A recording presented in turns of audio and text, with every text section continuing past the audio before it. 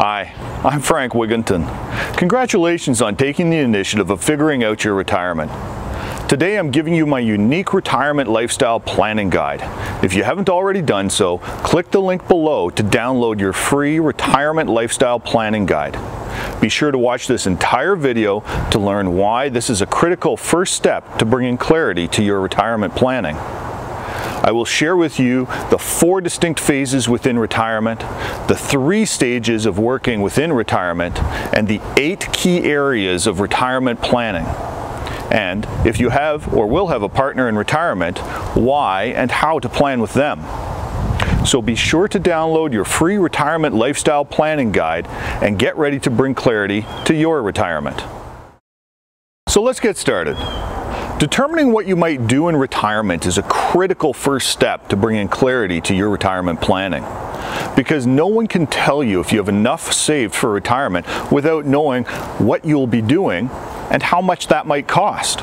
People ask me all the time, how much money will I need for retirement? And I'll reply, $12 million! And they'll be shocked.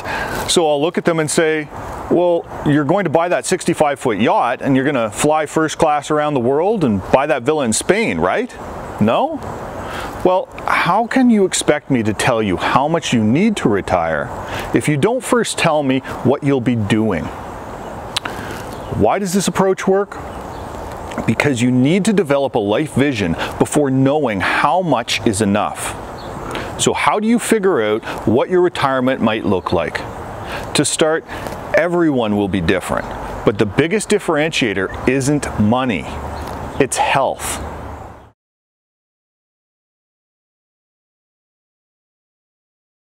Let's look at the 4 distinct phases of retirement.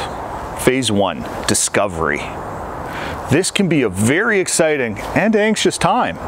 The difference comes from knowing what you are retiring to.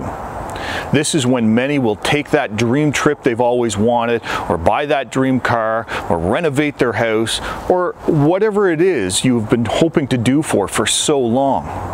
This usually is a shorter phase of retirement, and activity levels usually increase during this phase.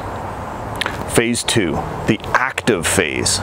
Now you've found the new activities that you truly enjoy doing. You start building new routines and structures in your life, and the days and weeks begin to fly by. Your activities begin to moderate over time, and so does your spending. Provided you keep your health, this can be a long, enjoyable stage of retirement. Phase 3, the campfire stage. In this phase, you are starting to slow down more and more. As your family grows and your activities and abilities slow, many turn to spending more time at home with family and friends. Things and activities become less important, while experiences and time with those most important to us become the priority. Phase 4, the medical phase.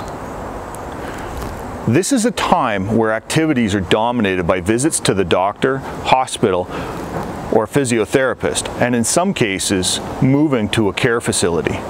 Activity levels are very low, and spending on recreation and household items tends to decline, while spending on medical care may increase. For most of us, hopefully, this will represent a very short period of time at the end of our lives. As you're planning for retirement, reflect on each phase and consider how it may impact your retirement lifestyle.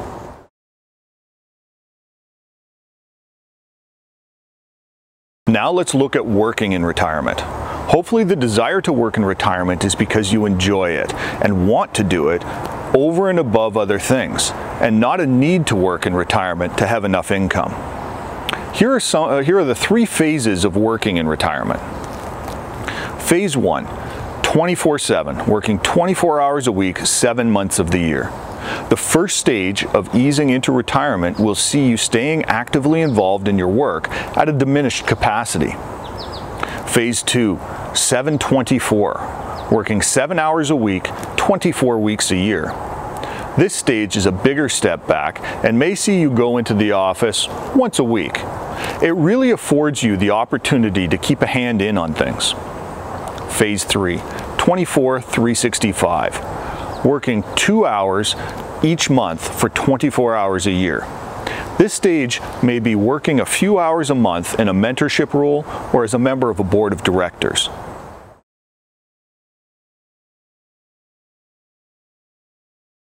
Now let's look at the 8 key areas of lifestyle planning. As you visualize your time in retirement, think about how you will address these 8 key areas of lifestyle planning.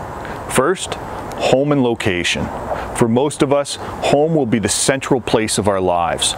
It will be our security and the place where we share experiences and memories with our family and friends. You need to consider where you want that home to be. Think about the climate, the proximity to family, social networks, transportation, and healthcare. Would a bungalow be better? A condo to reduce maintenance and yard work? A large rural property to grow large gardens and maybe keep animals? Next is social relationships. Relationships are critical to our mental and physical well-being. For many of us, a large number of relationships come from the workplace. When you leave work, how will you socialize? Will you maintain your work relationships? Participating in community activities, volunteering, and being parts of clubs and organizations can create strong, positive social engagements. Next are hobbies and interests. This is the fun stuff. These are the activities that bring you the greatest enjoyment and fulfillment. Now that you're retired, you can do what you want to do when you want to do it. Try many different things, stretch your comfort zone, and have fun. After all, you've earned it. Next is health and fitness. Aging is inevitable, but it can be slowed through daily physical activity. A reduction in physical activity can lead to increasing medical issues and a drop in your quality of life. Ensuring you eat a healthy diet that matches your level of activity and health concerns will help to support both your physical and mental well-being. Mental and emotional health. Just as important as physical health, your mental and emotional health plays a significant part in your quality of life. Many times, these are impacted by external factors, with stress being the biggest one. Removing those influences from your life that cause the stress can have a huge impact on your mental and emotional well-being. Your intellectual spirit. Keeping your mind sharp through continually learning and mental exercises can make a big difference in your long-term cognitive abilities. Read stimulating books, do word and math puzzles, play strategy games, write a journal, or even start a blog. Spirituality. Often confused with religion, spirituality refers to your understanding of who you are as a person and your purpose. Your view of the world flows directly from the values you hold and your principal purpose in life. Try answering these simple questions. What gets you up in the morning, besides the bathroom? What makes you want to face the day? How do you want to make an impact or difference in the world? Lastly, we have financial well-being. Personal finances are typically the vehicle that allows you to do much of the activities and have a comfortable lifestyle in retirement. It is important that you regularly spend time focusing on your finances and have a clear understanding of the cash flow and investments in your accounts. What should you do now? Part 2 of your guide has a few exercises for you to complete.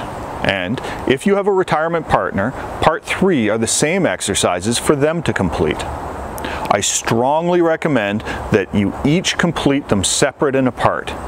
Once both of you have completed the exercises, come together and exchange them, and with an open mind, review them and calmly discuss. Most likely you won't be on the same page, and that's okay. Remember, compromise can go a long way. Now you're ready to move to the next step of planning your retirement. With greater clarity and what you may be doing in retirement, you can start to figure out how much it might cost. Now it will be easier to figure out how much money you'll need to retire and if you have enough saved. Be sure to watch my next video that will demystify income taxes, explain which sources of income in retirement are taxed and which ones aren't, and how to plan your income in retirement. If you liked this video and you found you learned something new, tell me about it in the Facebook message links below. If there is something you feel I've missed or you'd like to learn more about, let me know that as well. I hope this has helped bring greater clarity to your retirement.